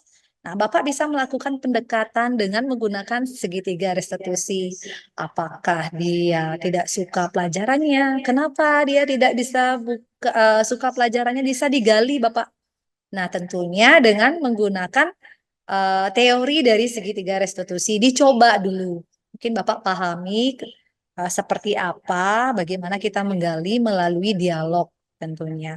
Kita sering berdialog hal-hal yang baik Kalau bisa, mungkin kalau yang bolos itu hanya 1-2 orang, panggil dia ke ruang guru, kita melakukan pendekatan, berbicara, kemudian menggali, sehingga bisa menemukan solusi.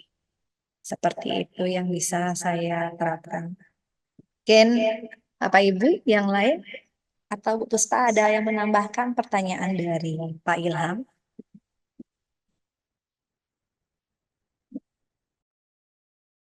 Baik, Bu Puspa, apakah ada yang ingin ditambahkan terkait dengan pertanyaan Pak Ilham tadi?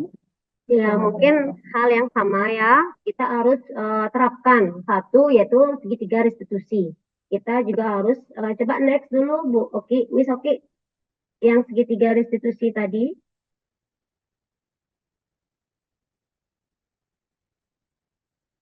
Nah, ini. Nah, kita harus menstabilkan identitas. Ya, kita panggil siswa tersebut. Mungkin nanti setelah Pak Ilham memanggil siswa tersebut, ya, tapi kita awalnya kita sama yang seperti disampaikan sama Bu Syayu tadi, kita membuat keyakinan kelas dulu. Setelah kita membuat keyakinan kelas, baru kita panggil siswa tersebut untuk menstabilkan identitas. Seperti pertanyaan-pertanyaan yang sudah saya sampaikan tadi. Yang kedua, kita akan melakukan validasi tindakan. Yang ketiga, baru kita menanyakan keyakinan. Biar dia tahu dan tenang dan bisa kembali lagi seperti awal dan kembali pada kelompoknya semula. Mungkin seperti itu. Baik, terima kasih Bu Puspa. Untuk selanjutnya, apakah ada yang ingin didiskusikan lagi Bapak Ibu? Sudah cukup? Mungkin sebelum ditutup, Bu Oki. Ya. Oke, sama.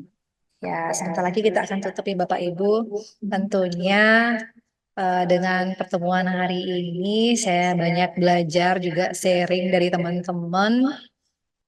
Artinya kita pasti bisa Bapak Ibu. Mari mulai dari sekarang kita tergerak untuk melakukan perubahan yang baik, perubahan yang positif demi murid-murid di masa depan. Kita berharap semua murid-murid di masa depan memiliki karakter yang baik, budi pekerti yang baik, sehingga kita perlu menanamkan nilai-nilai kebajikan mulai dari sekarang. Tidak ada kata terlambat.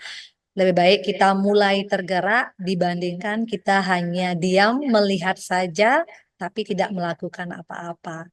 Selamat sore Bapak Ibu, salam guru hebat dan salam bahagia. Baik, terima kasih Bu Bukti. Pada intinya, setelah saya tangkap gitu ya, jadi untuk bagaimana caranya membuat disiplin atau budaya positif ini adalah pertama itu bergerak, kemudian komunikasi dan juga adanya pemahaman. Begitu ya Bu Bukti ya. Ya, jadi adanya komunikasi dan pemahaman itu antara satu sama lain itu sangat penting di antara siswa dan juga antara guru. Begitu ya. Baik, terima kasih Bu Gisyayu dan juga Bu Puspa atas pemaparan dan juga diskusi yang luar biasa sehingga kita bisa melakukan refleksi pada siang hari ini dan juga mendapatkan banyak bekal yang bisa kita aplikasikan dalam kegiatan pembelajaran di dalam ataupun di luar kelas nantinya. Misalnya seperti tadi memahami kebutuhan dasar manusia, kemudian menanamkan nilai-nilai kebajikan, dan juga dengan membuat kesepakatan ataupun keyakinan kelas. Baik, Bapak Ibu, sebelum kita akhiri kegiatan pada siang hari ini, izinkan kami untuk mengambil dokumentasi kegiatan. Nah, dimohonkan kepada Bapak Ibu untuk menyalakan kamera Zoom. Pada hitungan ketiga, admin akan memfoto layar yang ada pada saat ini. Untuk host, Pak Mul, apakah sudah siap? Siap ya Pak Mul ya? Baik. Pada hitungan 1, 2, 3. Baik, sebentar.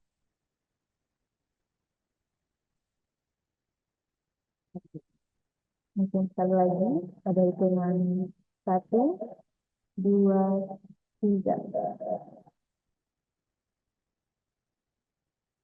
Baik. Bapak Ibu yang berbahagia, untuk link presentasi sudah kami tautkan pada kolom chat. Silakan Bapak Ibu dapat mengisi presentasi untuk kegiatan hari ini. Terima kasih banyak kepada pemateri yang sangat cantik ya pada siang hari ini, Bu Puspa dan juga Bu Yayu untuk sharing atau di diseminasi budaya positif. Semoga apapun yang sudah diberikan pada hari ini bisa kita gunakan nantinya pada saat eh, kegiatan pembelajaran di dalam ataupun di luar kelas. Baik. Eh, Terima kasih juga saya sampaikan kepada Bapak dan juga Ibu guru hebat yang sudah mengikuti kegiatan diseminasi budaya positif dari awal hingga akhir kegiatan. Saya mewakili panitia yang bertugas menyampaikan mohon maaf apabila ada kesalahan kata ataupun perbuatan. Saya tutup Zoom kali ini dengan para mesanti, Om Santi Santi Santi Om. Waalaikumsalam warahmatullahi wabarakatuh. Salam namo budaya. Salam sejahtera rahayu.